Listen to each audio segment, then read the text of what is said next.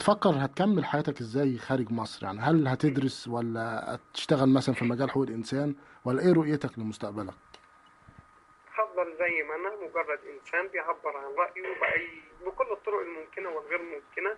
مهما كان رأيه ده الآخرين يتفقوا أو يختلفوا معاه يقبلوه أو لأ. أنا إنسان بيعبر عن رأيه. حاليا ما أعرفش ظروف الدراسة هل هينفع أكمل الدراسة ولا لأ.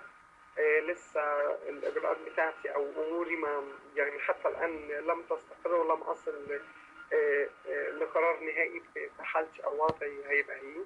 ماشي، ولكن أيا كان كده كده هشتغل وأهتم بحياتي ومستقبلي. وكده كده زي ما أنا كنت في مصر من أفتكر يعني في نقطة ما قلتهاش لأن أنا اتكلمت عن النقطة الدينية بس مش السياسية. أنا من 2001 2002 في القطر وأنا رايح كنت بتكلم في السياسة.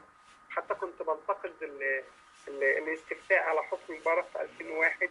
ماشي، إن قلنا نعم يعني كل الشعب يقول نعم، طبعا ما حدش كان بيروح والنتيجة بتتزور. بس لو قلنا لا لا معناها إيه؟ لا مش عايزين غيره لأن ما فيش غيره.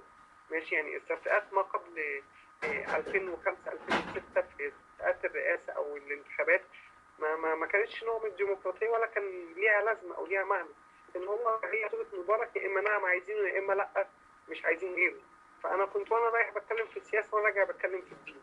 يعني وأنا راجع من بني سويف امم. للقاهرة كنت بتكلم في الدين وبعبر عن اللي أنا شايفه وبنتقد الوضع اللي أنا شايفه إن هو مش صحيح من وجهة نظري. فما اعتقدش ان هاجي النهارده بعد حوالي اكتر من 10 11 سنه اوريدي بعمل توعيه في الشارع وبتكلم مع الناس في الوضع القائم ان انا النهارده هبطل او هسكت او هقف.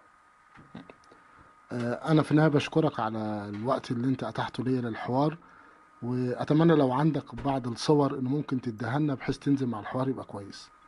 لو في بعض الصور، صورتين او ثلاثه. انا شفت صوره ليك على صفحتك على الفيسبوك اللي انت اللي هي نزلتها اللي انا اول ما كنت رحت. بتكلم. اه اه.